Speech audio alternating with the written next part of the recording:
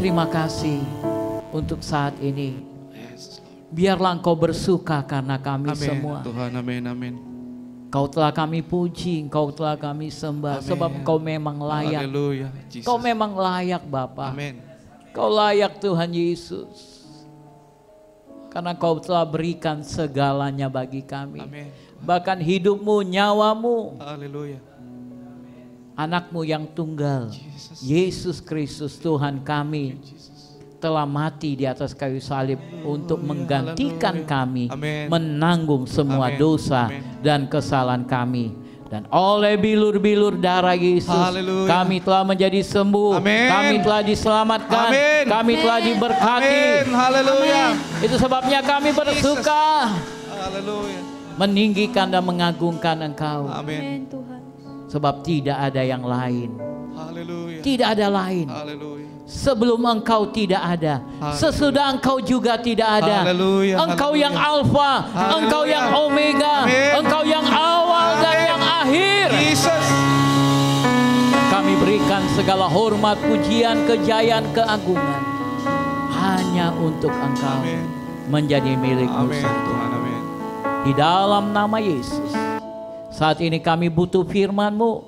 Karena firman-Mu adalah pelita bagi kaki kami yang akan Haleluya. menerangi jalan-jalan kami. Amin. Amin. Berfirmanlah kepada hamba-Mu, tinggikan diri-Mu dan agungkan Haleluya, diri-Mu. Tuhan Yesus. Di dalam nama Yesus kami berdoa. Amin. Amin. Amin. Amin. Puji Tuhan. Shalom. Ya, kita bersuka cita karena hari ini kita masih diberikan kesempatan untuk bisa meninggikan, mengagungkan dan memuliakan nama Tuhan. Tadi kita sudah dengar kesaksian yang luar biasa. Hidup ini adalah kesempatan, amin. Jadi selagi kita diberikan kehidupan, mari gunakan hidup itu dengan baik. Jangan takut dengan kehidupan saudara. Orang yang takut kehilangan nyawanya, dia akan kehilangan nyawanya, saudara, amin. Itu sebabnya kita tidak perlu takut. Ketika waktunya tiba Tuhan panggil, kita akan pergi bersama dengan Dia. Mau berusaha bayar berapapun di rumah sakit supaya dokter pakaikan alat, segala macam alat. Tapi kalau sudah waktunya tiba, pulang, maka semua alat itu tidak ada faedahnya. Haleluya. Amin. Halo. Kayak enggak semangat dia tuh yang di belakang, makanya maju ke depan. Supaya saudara merasakan urapan itu lebih kuat, saudara.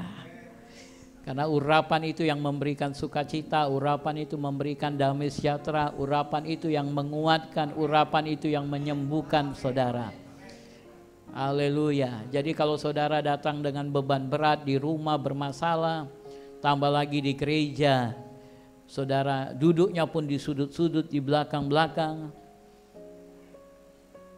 Ya, jangan salahkan gereja, jangan salahkan pendeta kalau saudara nggak ada perubahan dengan keadaan hati saudara, jiwa saudara.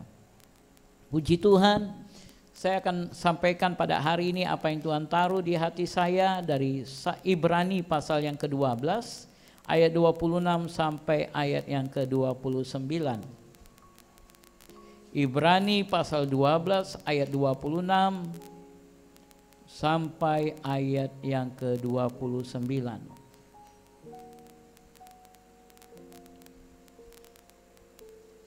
Bagaimana caranya aku hidup tanpa goncangan di dalam kerajaan Kristus? Mari kita baca bersama-sama. 1, 2, 3. Waktu itu suaranya menggoncangkan bumi. Ia memberikan janji, satu kali lagi aku akan menggoncangkan bukan hanya bumi saja, melainkan langit juga. Ungkapan satu kali lagi menunjuk kepada perubahan pada apa yang dapat digoncangkan. Karena ia dijadikan supaya tinggal tetap apa yang tidak tergoncangkan. Jadi karena kita menerima kerajaan yang tidak tergoncangkan, marilah kita mengucap syukur dan beribadah kepada Allah menurut cara yang berkenan kepadanya dengan hormat dan takut, sebab Allah kita adalah api yang menghanguskan. Ya Bapak Ibu, saudara-saudari yang terkasih, firman Tuhan sudah menjelaskan kepada kita, dan khotbah-khotbah ini sudah sangat sering kita dengar, karena ini sering kali dikhotbahkan sekarang ini, tentang goncangan-goncangan yang akan terjadi di muka bumi. Dan kita melihat goncangan-goncangan itu sudah terjadi.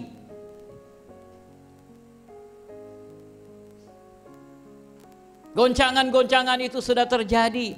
Kita melihat begitu banyak perusahaan-perusahaan yang tutup, perusahaan-perusahaan yang top kaliber dunia. Contohnya kayak Hermes, Zara, ya, yang menjual barang-barangnya, tas-tasnya itu satu biji bisa sampai 250 juta, 300, bahkan ada yang miliar, saudara. Perusahaan-perusahaan itu bisa tutup hari ini. Apakah mereka kurang kuat secara ekonomi?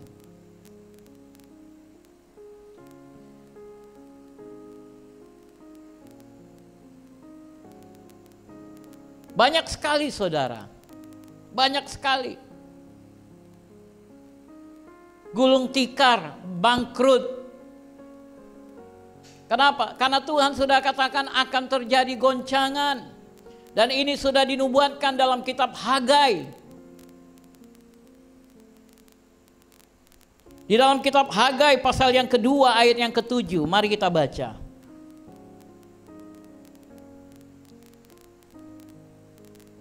Satu, dua, tiga. Aku akan menggoncangkan segala bangsa, sehingga barang yang indah-indah kepunyaan segala bangsa datang mengalir. Maka aku akan memenuhi rumah ini dengan kemegahan, firman Tuhan semesta alam. Akan terjadi goncangan-goncangan di muka bumi. Tetapi goncangan-goncangan ini Tuhan katakan Tuhan akan buat barang-barang yang indah-indah kepunyaan segala bangsa datang mengalir. Tuhan bilang aku akan memenuhi rumah ini dengan kemegahan. Apa maksudnya? Saya sudah ulang-ulang berkali-kali mengatakan bahwa ada dua kerajaan. Kerajaan yang pertama adalah kerajaan yang dikuasai oleh Lucifer dan antek-anteknya, kuasa kegelapan. Kerajaan yang kedua adalah di mana Yesus menjadi raja di dalam kerajaan itu. Yesus menjadi raja di dalam kerajaan itu. Saudara ada di dalam kerajaan yang mana? Puji Tuhan kalau kita berada di dalam kerajaannya Yesus. Haleluya. Dan firman Tuhan katakan bahwa kita menerima kerajaan yang tidak tergoncangkan. Puji Tuhan. Mari kita mengucap syukur. Terima kasih Tuhan, karena aku berada di dalam satu kerajaan yang tidak tergoncangkan. Haleluya. Mari katakan, terima kasih Tuhan, aku berada dalam kerajaan yang tidak tergoncangkan.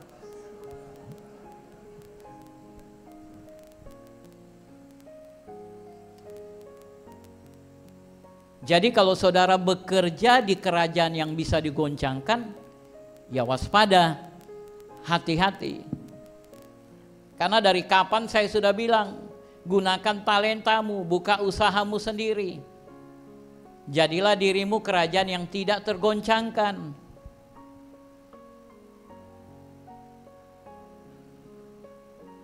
Gunakan talenta. Jadi firman Tuhan katakan, jadi karena kita menerima kerajaan yang tidak tergoncangkan, marilah kita mengucap syukur dan ada dannya saudara. Enggak berhenti sampai situ. Beribadah kepada Allah menurut cara yang berkenan kepadanya dengan hormat dan takut. Jadi Bapak Ibu, kita bersyukur kita sudah berada di dalam kerajaan yang tidak tergoncangkan. Kita bersyukur, terima kasih Tuhan, karena aku telah berada di dalam kerajaan yang tidak tergoncangkan. Tetapi sekarang setelah engkau berada di dalam kerajaan ini, engkau harus mengikuti aturan di dalam kerajaan ini. Makanya ada kata dan. Apa dannya? Apa dannya? Beribadalah kepada Allah dengan cara yang berkenan kepadaku, kepada saudara, kepada Tuhan. Seringkali kita berada di dalam kerajaan Tuhan, tapi kita bangun kebenaran kita sendiri. Kita hidup dan kita berjalan di dalam kebenaran kita sendiri. Ya Tuhan, memang benar Engkau juru selamatku. Memang benar Engkau penyembuhku. Ya Tuhan, memang benar. Tetapi, ada kata tapinya selalu kita tambahkan. Tetapi,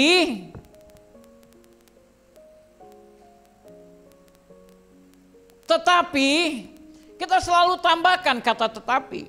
Tapi kita coba bangun kebenaran kita sendiri Bapak Ibu. Sehingga sering kali kita kehilangan berkat. Sering kali kita kehilangan berkat.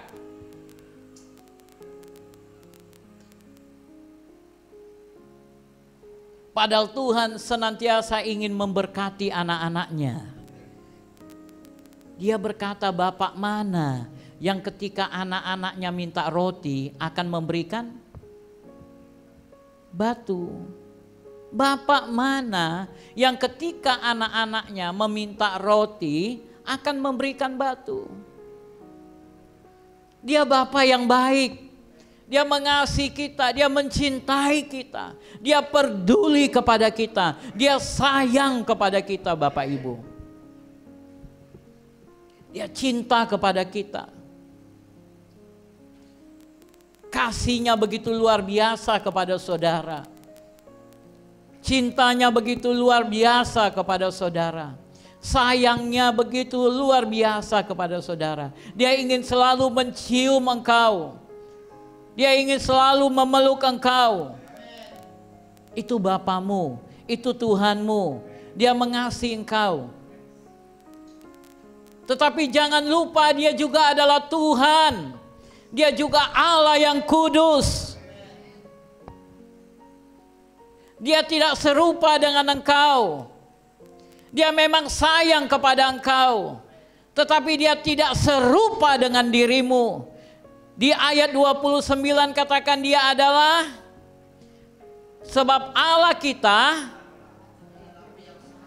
adalah api yang menghanguskan. Allah kita adalah api yang menghanguskan. Bapak Ibu saudara-saudari yang terkasih, dia memang penuh kasih.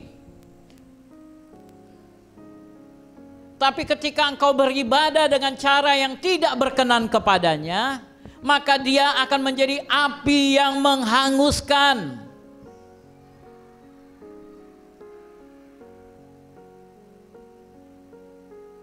Hari ini saya akan coba bawa saudara untuk mengerti dan memahami apa sih artinya beribadah kepadanya dengan cara yang berkenan kepadanya. Di dalam 2 Samuel pasal yang ke-6 ada satu peristiwa di mana Daud berusaha membawa pulang tabut perjanjian. Mari kita lihat 2 Samuel pasal yang ke-6.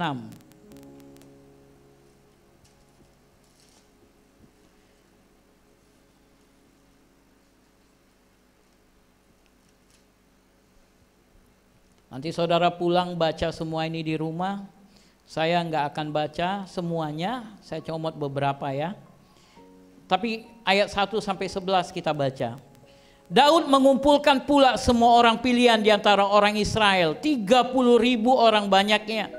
Kemudian bersiaplah Daud, lalu berjalan dari Baale Yehuda dengan seluruh rakyat yang menyertainya, untuk mengangkut dari sana tabut Allah yang disebut dengan nama Tuhan semesta alam, yang bertakhta di atas kerubim.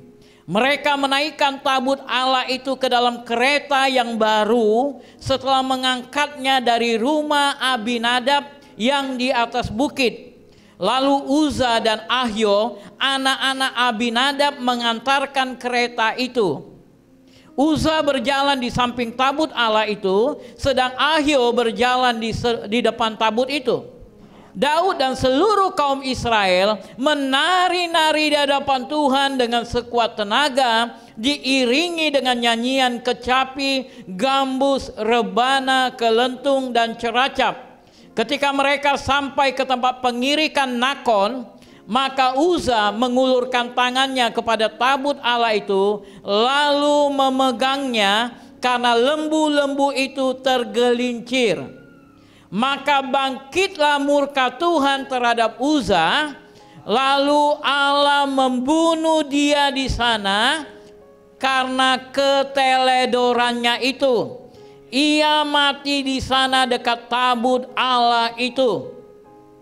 Daud menjadi marah karena Tuhan telah menyambar Uza demikian hebatnya. Maka tempat itu disebut orang Peres Uza sampai sekarang. Pada waktu itu Daud menjadi takut kepada Tuhan. Lalu katanya, bagaimana tabut Tuhan itu dapat sampai kepadaku? Sebab itu Daud tidak mau memindahkan tabut Tuhan itu ke tempatnya, ke kota Daud. Tetapi Daud menyimpang dan membawanya ke rumah Obed Edom orang Gad itu. 3 bulan lamanya tabut Tuhan itu tinggal di rumah Obed Edom orang Gad itu, dan Tuhan memberkati Obed Edom dan seisi rumahnya. Haleluya.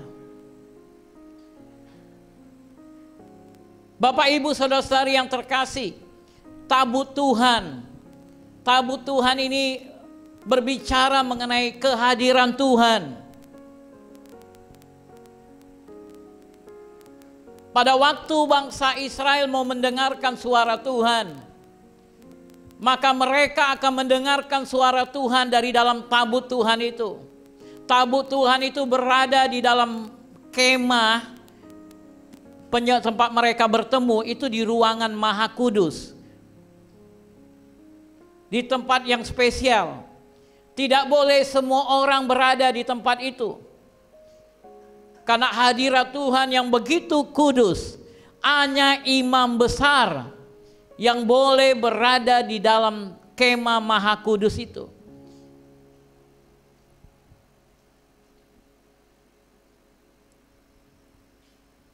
Kehadiran Tuhan. Jadi Daud ketika dia telah berhasil menguasai Yerusalem, karena di Yerusalem itulah tempat pusat gereja mereka, di mana mereka menyembah, mereka memuji, mereka memuliakan Tuhan.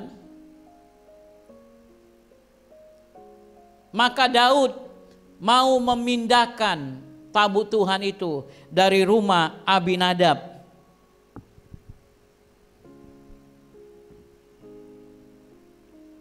Tetapi apa yang terjadi?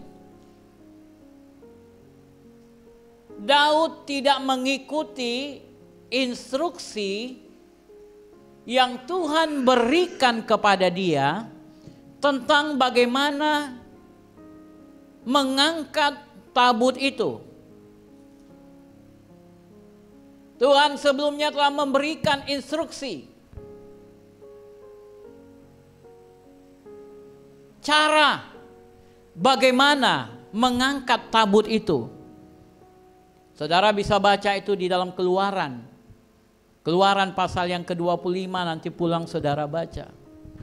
Tentang bagaimana pembuatan tabut itu. Karena di dalam tabut itu ada apa saudara? 2 loh batu pada awalnya, tapi nanti kemudian bertambah. Di dalam tabut itu ada 2 loh batu yang berisi hukum. Hukum inilah yang mengatur, memberikan petunjuk bagaimana caranya menghadap Tuhan. Itulah yang dikatakan dalam Ibrani, menghadap Tuhan, beribadah kepada Tuhan dengan cara yang berkenan kepadanya. Itu sebabnya ada ayat yang mengatakan, carilah dahulu kerajaan Allah dan kebenarannya. Kebenaran inilah yang menjadi hukum, yang menjadi petunjuk bagaimana caranya kita menjalani ibadah kita. Apa itu ibadah? Kehidupan. Hidup itu adalah kesempatan. Dan setiap yang kita lakukan dalam kehidupan ini adalah ibadah.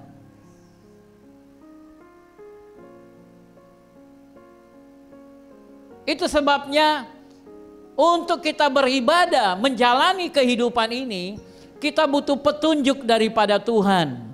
Amin. Kita butuh petunjuk daripada Tuhan.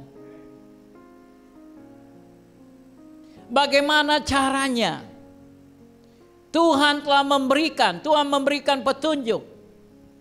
Apalagi sekarang di dalam kita menghadapi situasi-situasi yang ada, yang begitu menakutkan, mengkhawatirkan bagi dunia. Tetapi bagi anak-anak Tuhan, situasi ini tidak lagi menakutkan dan mengkhawatirkan, karena Tuhan telah memberikan petunjuk kepada kita. Engkau sekarang berada di dalam kerajaan mana? Kalau engkau berada dalam kerajaan tergoncangkan, kau bisa hidup dalam ketakutan dan kekhawatiran. Tetapi ketika engkau sadar, engkau tahu dengan benar, engkau ada di dalam kerajaan di mana Yesus menjadi raja di dalam kerajaan itu.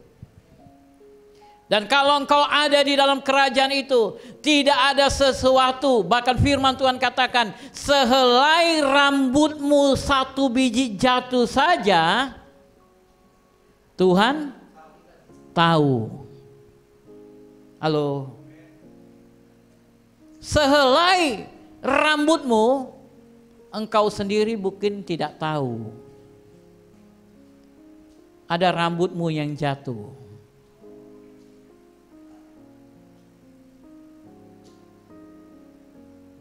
Tapi Tuhan tahu.